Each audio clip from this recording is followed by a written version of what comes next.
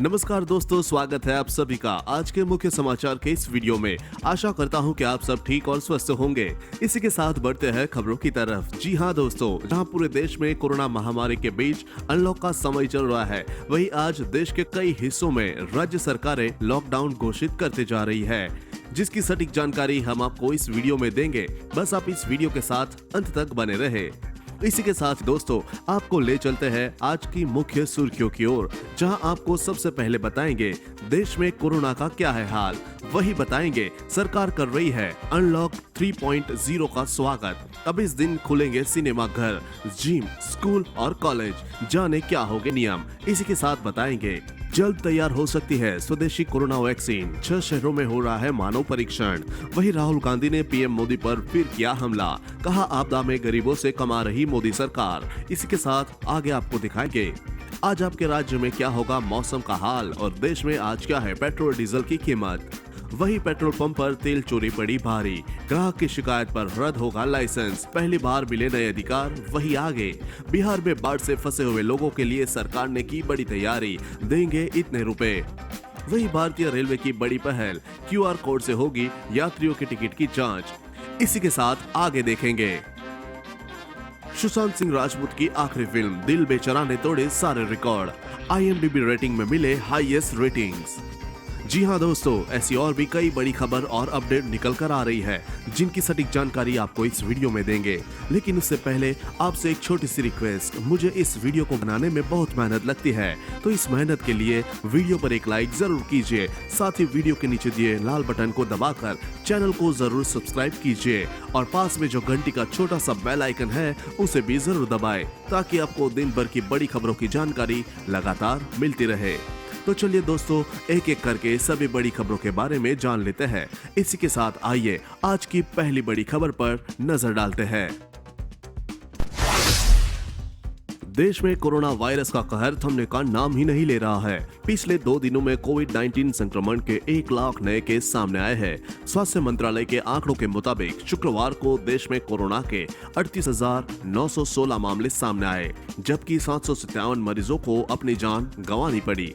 देश में अब तक कोरोना के 13,36,861 कंफर्म केस आ चुके हैं। वहीं इससे पहले गुरुवार को देश भर में कोरोना के 49,310 नए मामले सामने आए थे, जबकि 740 मरीजों की मौत हो गई थी। देश में कोरोना के अब तक 4,56,071 एक्टिव केस है। कोरोना महामारी से अब तक 31,358 मरीजों की मौत हुई है। वहीं 8,49,431 लोग ठीक हो चुके हैं। चलिए बढ़ते हैं अगली खबर की तरफ। भारत में कोरोना वायरस के बढ़ते केसों के बीच कई राज्य और शहर फिर से सीमित समय के लिए लॉकडाउन का ऐलान करना पड़ रहा है। इसी बीच नॉर्थ ईस्ट में भी कोरोना मामले में अप्रत्याशित बढ़ोतरी हो रही है। इसे देखते हुए नागालैंड सरकार ने राजधानी कोहिमा में आज 25 जुलाई से 7 दिनों का लॉकडाउन लगा दिया है। वहीं तमिलनाडु के कोयम्बटूर में आज शाम 5 बजे से सोमवार सुबह 6 बजे तक 37 घंटे का लॉकडाउन लगाया जाएगा। बता दें कि नागालैंड में अभी कोरोना के 1237 केस है। इनमें से 227 केस कोहिमा से ही है। गौरतलब है कि इससे पहले मेघालय सरकार ने राज्य की राजधानी शिलोंग में 26 जुलाई से 29 जुलाई तक टोटल लॉकडाउन लागू करने का फैसला लिया है। वहीं केंद्र सरकार 31 जुलाई के बाद अनलॉक 3.0 का मन बना रही है। लॉकडाउन खोलने की प्रक्रिया 8 जून से शुरू हुई थी। अनलॉक 1.0 में सरकार ने कई चीजों में छूट दी थी। वहीं सूत्रों के हवाले से खबर आ रही है कि सरकार अनलॉक 3.0 के लिए स्टैंडर्ड ऑपरेटिंग प्रोसीजर भी तैयार कर रही है। केंद्र सरकार इस बात का फैसला राज्य सरकारों पर छोड़ सकती है कि वे अपने यहाँ लॉकडाउन में कितनी छूट देते हैं। डे टू डे एक्टिविटीज पर कितनी रोक लगानी है, यह अधिकार भी राज्य के पास ही रहेगा। सूत्र बताते हैं कि अनलॉक 3.0 के तहत इंटरनेशनल फ्लाइट्स, जिम और सिनेमा हॉल को फिर से शुरू करने की परमिशन मिल सकती है। अनलॉक 3.0 के तहत मार्च से ही बंद सिनेमाघर, जिम और फिटनेस सेंटर्स को खोला जा सकता है। हालांकि इसके संचालन के लिए नियम बड़े रहेंगे। कांग्रेस सांसद राहुल गांधी ने कहा कि केंद्र की नरेंद्र मोदी सरकार आपदा के समय में भी गरीबों से मुनाफा वसूलने में कोई कसर नहीं छोड़ रही है। राहुल ने कहा कि देश में बीमारी के बादल छाए हैं, बावजूद इसके इंडियन रेलवे मुनाफा कमाने में जुटी है। राहुल गांधी एक रिपोर्ट पर ट्वीट करते हुए ये टिप्पणी की। इस रिपोर्ट में बताया गया कि कोरोना काल में इंडियन रेलवे ने श्रमिक स्पेशल ट्रेनों से 428 करोड़ रुपए की कमाई की है। इस पर ट्वीट करते हुए राहुल गांधी ने कहा, बीमारी के बादल छाए हैं, लोग मुसीबत में है, बेनिफिट ले सकते हैं, आपदा को मुनाफे में बदल कर कमा रही है सरकार। इसी के साथ आगे देखें। चुनावी साल में बिहार दो बड़ी त्रासदी, कोरोना और बाढ़ एक साथ झेल रहा है। हालांकि अंदर खाने की खबर यह है कि इन आपदाओं को सीएम नीतीश कुमार चुनावी अवसर में बदलने की तैयारी में है। दरअसल खबर यह है कि बिहार सरकार ने बिहार के उन जिलों पर विशेष ध्यान देने की तैयारी कर ली है जो बाढ़ से सबसे ज्यादा प्रभावित है। नीतीश सरकार ने तय किया है कि बाढ़ प्रभावित हर घर को 6-6 हजार रुपए की आर्थिक मदद दी जाएगी। बाढ़ से जिनके घर बर्बाद हो गए हैं उन्हें अतिरिक्त आर्थिक मदद दी जाएगी। साथ ही जिनकी फसलों का नुकसान हुआ है उसका आंकलन कर क्षतिपूर्ति देने की तैयारी कर ली गई है। वही चीन को बड़ा झटका, केंद्र सरकार ने पड़ोसी देशों के लिए बदले खरीद के नियम। जी हां दोस्तों, भारत सरकार ने बड़े कदम उठाते हुए चीन समेत उन देशों से सार्वजनिक खरीद पर नियंत्रण लगा दिया है जिनकी सीमाएं भारत से लगती है। इन देशों की कोई कंपनियां सुरक्षा मंजूरी और विशेष समिति के पास पंजीकरण के बाद ही टेंडर भर सकेगी। चीन के साथ सीमा विवाद के बाद यह कदम उठाया गया है। इस संदर्भ में एक आधिकारिक बयान में कहा गया कि भारत सरकार सामान्य वित्तीय नियम 2017 के संशोधित किया है ताकि उन देशों में बोलीदाताओं पर नियंत्रण लगाया जा सके जिनकी सीमा भारत से लगती है। देश की रक्षा और सुरक्षा से जुड़े मामलों को ध्यान में रखते हुए यह कदम उठाया गया है। इसी के साथ बढ़ते हैं अगली खबर की तरफ।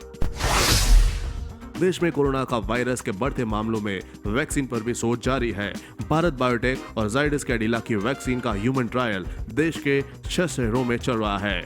हाल ही में दिल्ली के एक 30 वर्षीय शख्स को एम्स में बायोटेक के कोरोना वैक्सीन कोविक्स का 0.5 ml इंट्रामस्कुलर इंजेक्शन दिया गया।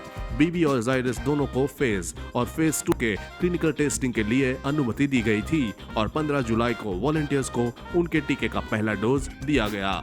ऑक्सफोर्ड यूनिवर्सिटी द्वारा विकसित तीसरा टीका जल्द ही भारत में टेस्ट किया जाएगा। Indian council of medical research और नेशनल इंस्टीट्यूट ऑफ वायरोलॉजी के सहयोग से विकसित ये कोवैक्सीन की टेस्टिंग एम्स दिल्ली और पटना, पीजीआई रोहतक समेत 12 शहरों के 12 अस्पतालों में होगा। दोस्तों, वीडियो में और भी काफी महत्वपूर्ण खबरें बची हुई है, इसलिए इस वीडियो के साथ बने रहे।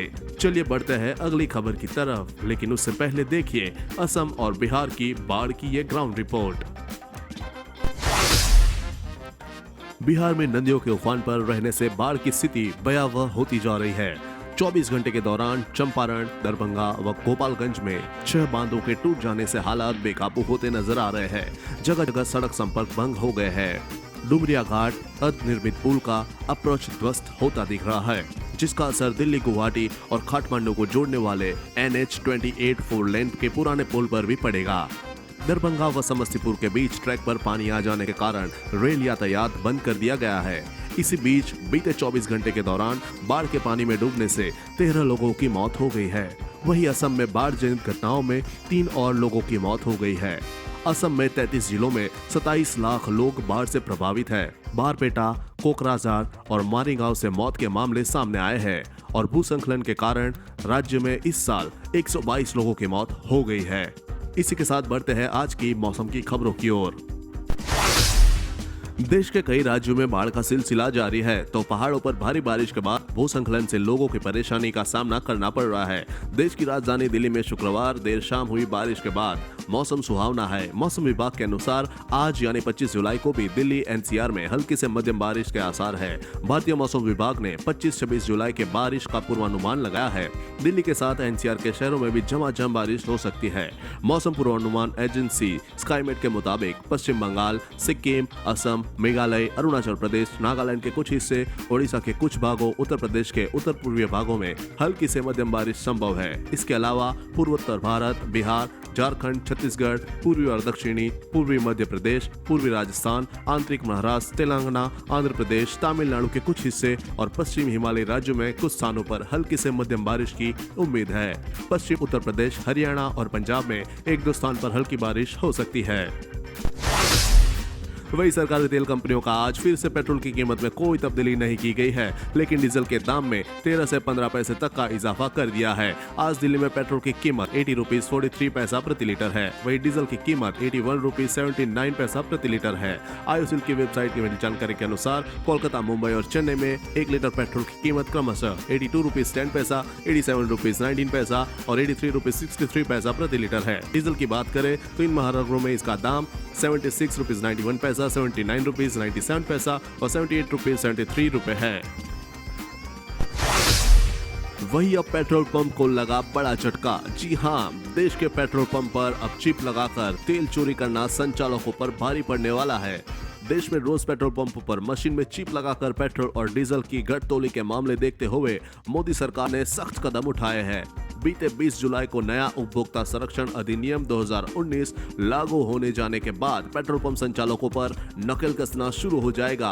अब नए उपभोक्ता संरक्षण अधिनियम 2019 के तहत पेट्रोल पंप संचालक उपभोक्ता को ठग नहीं सकते। अब पेट्रोल पंप पर पेट्रोल या डीजल मानक के अनुसार मिलेंगे। अगर ग्राहक शिकायत करते हैं तो पेट्रोल पंप पर जुर्माने के साथ साथ उसका लाइसेंस भी रद्द हो सकता है। इसी के साथ आगे बढ़ता है अगली खबर की तरफ। जम्मू कश्मीर के रामबेलगढ़ में शनिवार सुबह भारतीय सुरक्षा बल और आतंकवादियों के बीच हुई मुठभेड़ में 2 आतंकवादी मारे गए। इलाके में अभी कितने आतंकी और छुपे हैं इसकी जानकारी नहीं मिल सकी। भारतीय सुरक्षा बलों ने पूरे इलाके को घेर लिया है और इलाके में तलाशी अभियान चला जा रहा है। जानकारी के मुताबिक भारतीय सुरक्षा बलों को खुफिया जानकारी मिली थी कि रामबेलगढ़ में कुछ आतंकी छुपे हुए हैं और किसी बड़ी आतंकी घटना की योजना बना रहे हैं। वही देश में कोरोना वायरस कहर के बीच भारतीय रेलवे ने एक बड़ी पहल की है। भारतीय रेलवे ने कोरोना वायरस सुरक्षित यात्रा के लिए centre for railway information system ने एक एप्लीकेशन तैयार की है। इस एप्लीकेशन के जरिए QR कोड से ही यात्री के टिकट की जांच हो जाएगी। मीडिया रिपोर्ट्स के मुताबिक भारतीय रेलवे इस सुविधा को अभी शुरू नहीं करेगा। इसका कारण यह है कि बहुत से लोगों के पास अभी स्मार्टफोन नहीं है। रेलवे बोर्ड के अध्यक्ष विनोद कुमार यादव ने इस संबंध में खड़ा किए गए रेल यात्रियों की सुरक्षा को ध्यान में रखते हुए क्रिस ने इस एप्लीकेशन को विकसित किया है, जिससे QR कोड के जरिए PRS टिकट का सारा विवरण मोबाइल पर उपलब्ध हो जाएगा। इसी के साथ बढ़ते हैं अगली खबर की तरफ। सुशांत सिंह राजपूत की आखिरी फिल्म दिल बेचारा अब Disney+ हॉटस्टार पर उपलब्ध है। 2 साल तक मुकेश चावड़ा द्वारा अभिनीत यह फिल्म रिलीज की तारीख पाने के लिए संघर्ष कर रही थी। अफसोस की बात यह है कि सुशांत इस फिल्म को देखने के लिए नहीं है और दुनिया भर के हिस्सों से प्रशंसकों को उनके लिए प्यार मिल रहा है। खैर, फिल्म की रिलीज के कुछ ही घंटों के अंदर दिल बेचारा ने सभी रिकॉर्ड्स तोड़ दिए हैं। काफी लोग ट्वीट कर कह रहे हैं कि सुशांत की पिछली फिल्म ने IMDb पर 10 में से 10 रेटिंग दर्ज कराने का रिकॉर्ड बनाया है। IMDb सर्वर क्रैश हो गया था क्योंकि ढेरों प्रशंसक एक ही समय में अपना रिव्यू देने की कोशिश कर रहे थे। वही वोडाफोन यूजर्स के लिए नया पोस्टपेड प्लान लेकर आया है। 699 रुपए के मंथली रेंटल वाले इस रेड मैक्स पोस्टपेड प्लान में अनलिमिटेड कॉलिंग और डेटा साथ कई शानदार बेनिफिट दिए जा रहे हैं। वोडाफोन रेड फैमिली से सभी एक्टिव मेंबर इस प्लान में मिलने वाले बेनिफिट्स का फायदा उठा सकते हैं। इस प्लान को सब्सक्राइब कर देश भर में किसी भी नेटवर्क पर अनलिमिटेड लोकल STD और नेशनल रोमिंग कॉल कर सकते हैं। प्लान की सबसे बड़ी खासियत यह है कि अनलिमिटेड डेटा बेनिफिट के साथ आता है। टेक्स्ट मैसेज की बात करें तो इस प्लान में हर महीने 100 फ्री SMS मिलते हैं। दोस्तों, आज की खबरों में बस इतना ही। अगर आपको भी ये खबरें अपने मोबाइल पर हर दिन चाहिए तो इस वीडियो के नीचे दिए इस लाल बटन को दबाकर चैनल को सब्सक्राइब कर लीजिए और साथ ही साइड में दी गई इस घंटी को भी दबाएं। और अगर आपने ये वीडियो पूरा देखा है तो अपना नाम कमेंट बॉक्स में जरूर लिख भेजिए। फिर मिलते हैं कल। जय हिंद, धन्यवाद।